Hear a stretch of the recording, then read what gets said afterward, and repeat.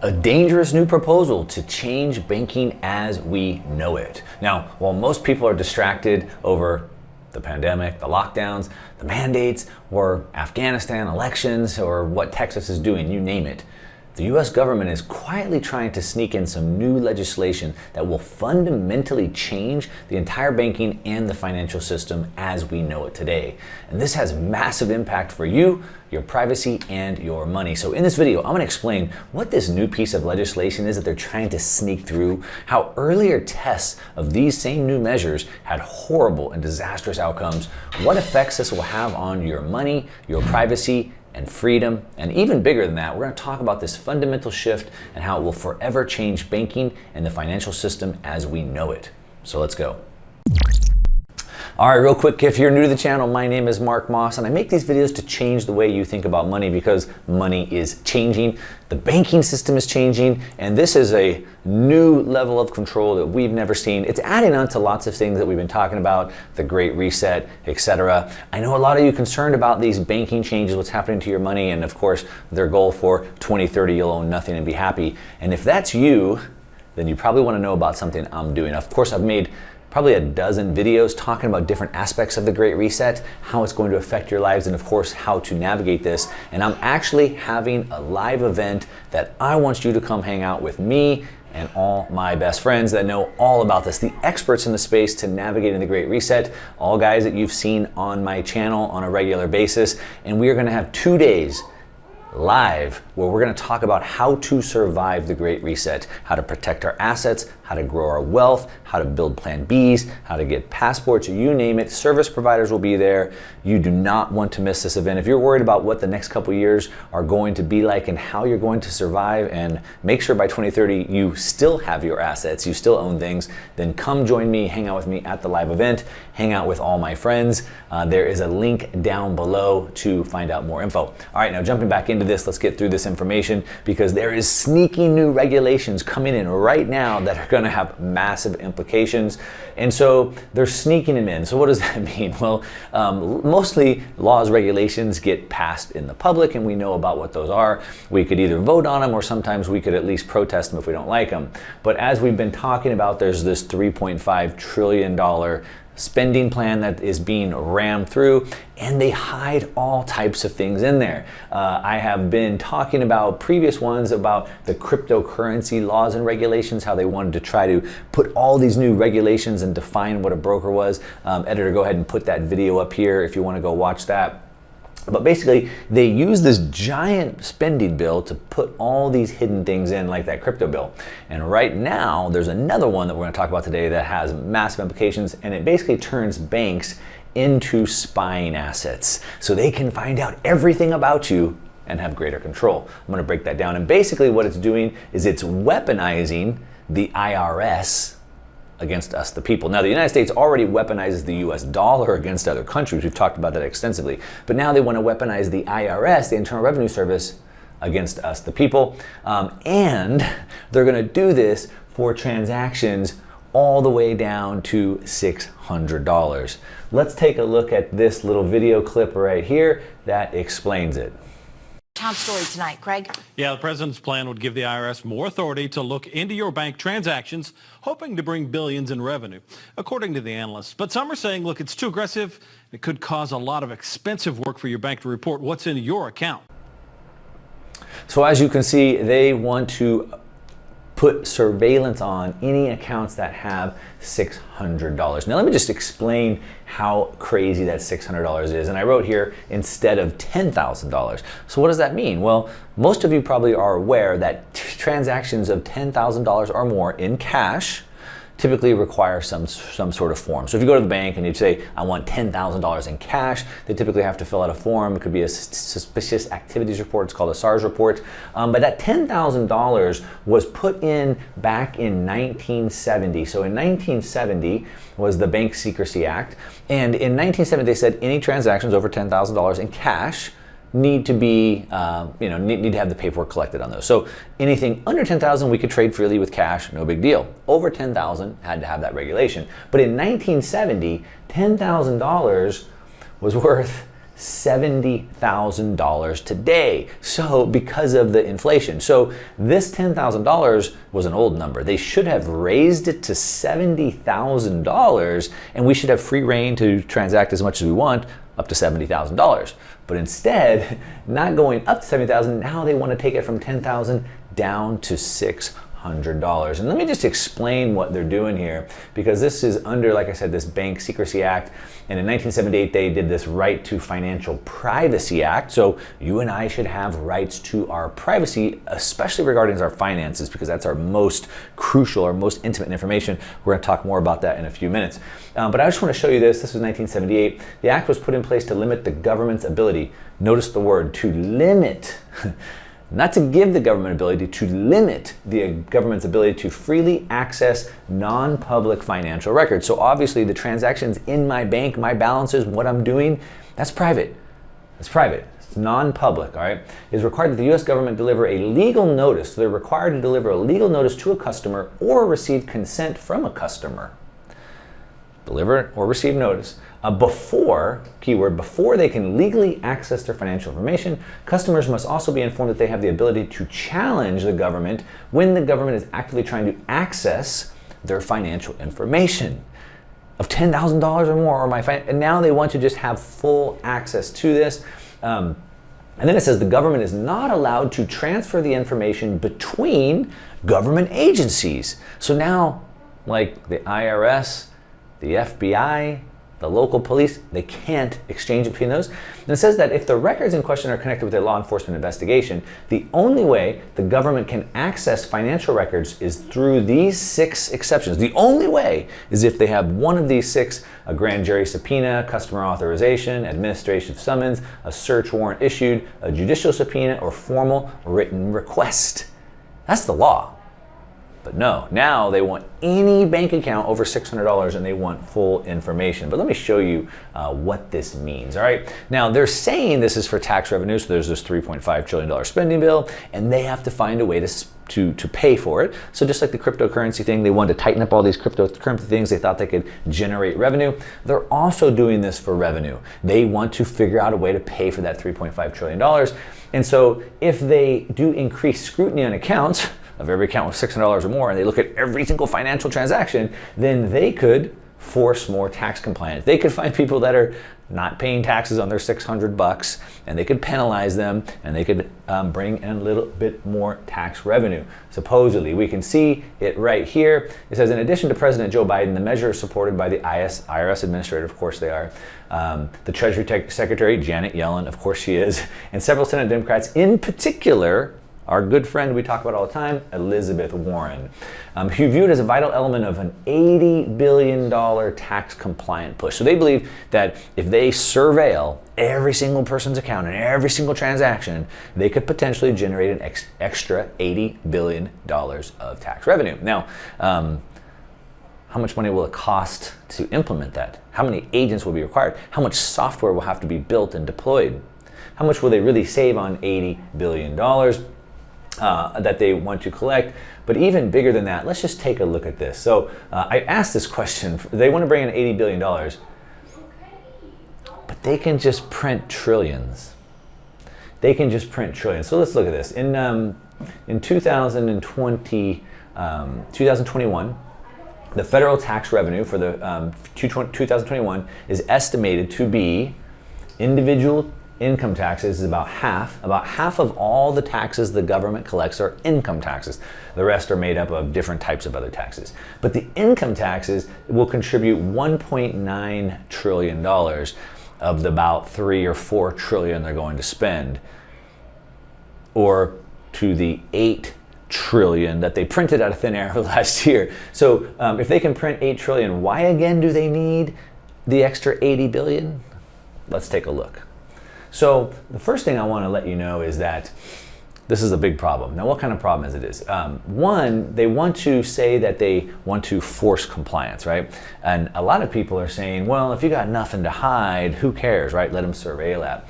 But it's not just about increased taxes. Like I said, it's about this increased surveillance. Why do they want to increase surveillance? Because if they can collect all this data, they can find things to come after you for. regardless of which side you're on.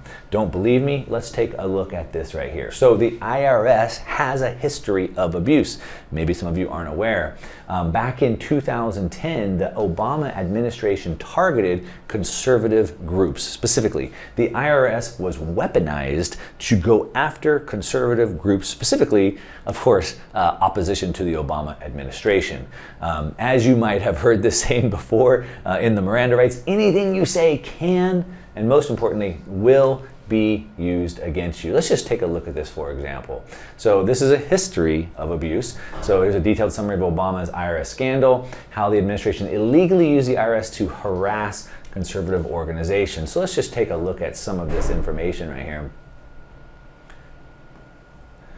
So we can see here that the IRS had illegally targeted conservative groups for additional reviews, harassment, such as requiring them to provide a list of donors, details about their intent, postings on social networking websites, details about their intent of posting on social media, freedom of speech, anyone? And information about their family members. What? So people that applied to the IRS for their conservative group were harassed like that? This was reported back in 2013.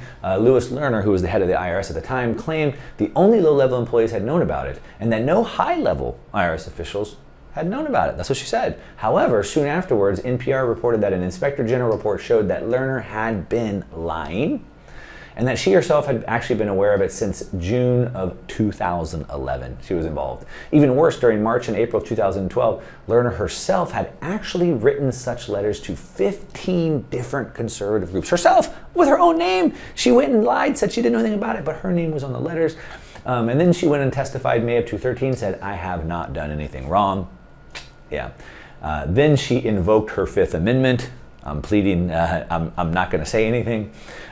She was placed on administrative leave. In September of 2013, a House committee released several of Lerner's emails, which showed that she had targeted Tea Party groups and that she had asked that her applications be delayed. In one of the emails from 2011, she had written, "Tea Party matter, very dangerous." The Obama administration didn't fire her, and eventually she was retired with a full pension. But of course, she was doing their work. Now, the government has since settled lawsuits. They have admitted wrongdoing. We can see here that the IRS sent 1.1 million pages of tax data to the FBI to investigate Tea Party. So the IRS, specifically targeting the opposition to the party that was in power, sent 1 million pages to the FBI for additional investigations. And what kind of investigations? Well, this is one of the groups in the lawsuit, True the Vote, was a conservative organization. She filed the application with the IRS, but didn't hear from the agency for 3 years. I filed my application. What's going on? I haven't heard anything. But instead, the IRS audited her and her family-run business. You get the idea. The IRS gave no approvals to any Tea Party organizations that had sent in nonprofit status from February 2010 to May of 2012. So for 2 years, nobody got any authorizations from the IRS, but numerous organizations that had such words as progressive did receive it. The IRS has been weaponized and used as a tool to fight the opposing party. Now, I'm not turning this into partisan politics. Anybody is going to use this data regardless of which side you're on. When times come to censor you, it doesn't matter. There's always going to be somebody on the other side of this. Now, the IRS is technically law enforcement, all right? And because they are law enforcement, they have rules and regulations they're supposed to abide by. So one, they're supposed to protect our privacy. We have a constitutional right to our privacy. As you saw in the Bank Secrecy Act, they are not allowed to do this. As a matter of fact, we have in the Constitution the Fourth Amendment, which protects us against this specifically. We can see that the commentary on this is that the proposal would require banks to report all gross inflows and outflows to the IRS. So every transaction that goes in and out of your bank account, they have to turn over to the IRS, including transactions from Venmo and PayPal and crypto. They want everything. You pay your buddy, you split the dinner bill with your friend on Venmo, they want that transaction. And of course, that's an effort to fight tax evasion, of course, because that $80 billion is so important to them. Never mind the $2 trillion we just blew in Afghanistan. You're splitting the dinner bill with your buddy. you got to pay the tax on that. All right. Now the IRS would know how much money is in an individual's bank account in a given year, and they would know how much was earned income, and they could know how much was going in and out of your account.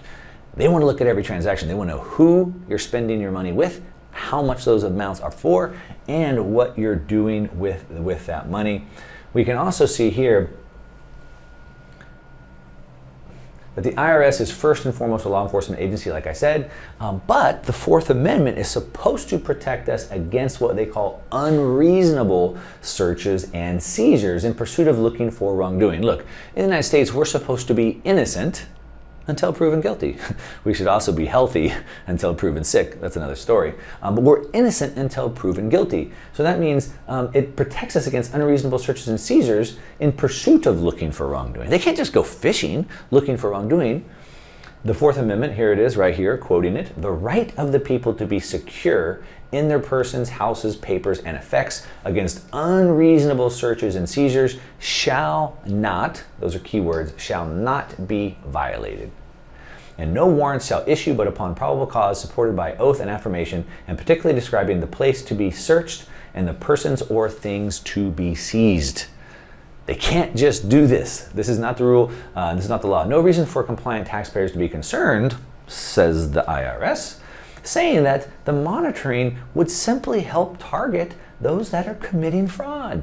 Don't be worried. We're just going after people that are doing things wrong. We're just going to monitor everything you do, but if you're not doing anything wrong, then don't worry about it, right? And unfortunately, I've already shown you when the IRS decides to weaponize themselves what that can do. Now, this is even a bigger problem than that. All right, so you think this is just about you, yourself, and your own personal privacy. It gets even deeper. This is actually a move on the banks, and this is where it gets into this whole great reset of the entire world agenda.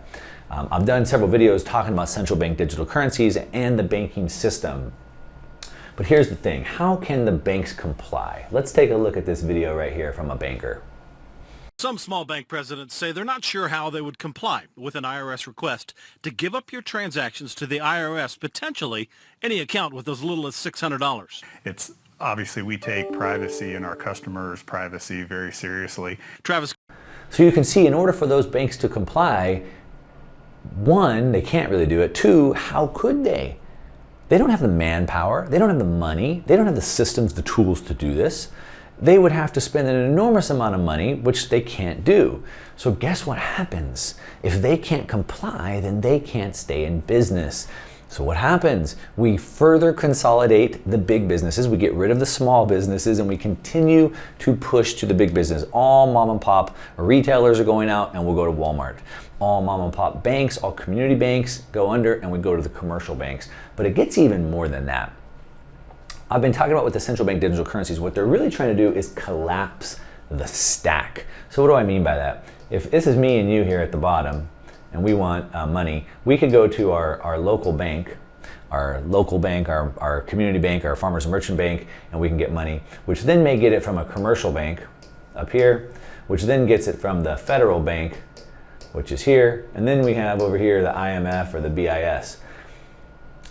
So right now it's a little bit decentralized. I can get the money from my local bank. Now he knows me. He knows my area. He knows what they want. If I want to start an avocado stand, he can say, hey, avocados would never work here. That's stupid, or that's a great idea. And they have a decentralized approach to creating money. But if they can compress this whole stack, and I can just get my CBDC directly from the IMF, the BIS, the central bank, they can get rid of all these banks in the middle. And of course, because they can't comply with this. All right, let's just keep going and I'll show you what I'm talking about. So of course, intro, the CBDCs, the central bank digital currencies. With central bank digital currencies, we've talked about this, like I said, it gives them way greater control and way less privacy because now they can monitor every single transaction. You see what they're doing here? They're putting in a new rule, a new regulation, a new law that is basically impossible to comply with. The banks can't comply with it. So the only option is to go to a central bank digital currency, which of course will make it easy and will make it cheap.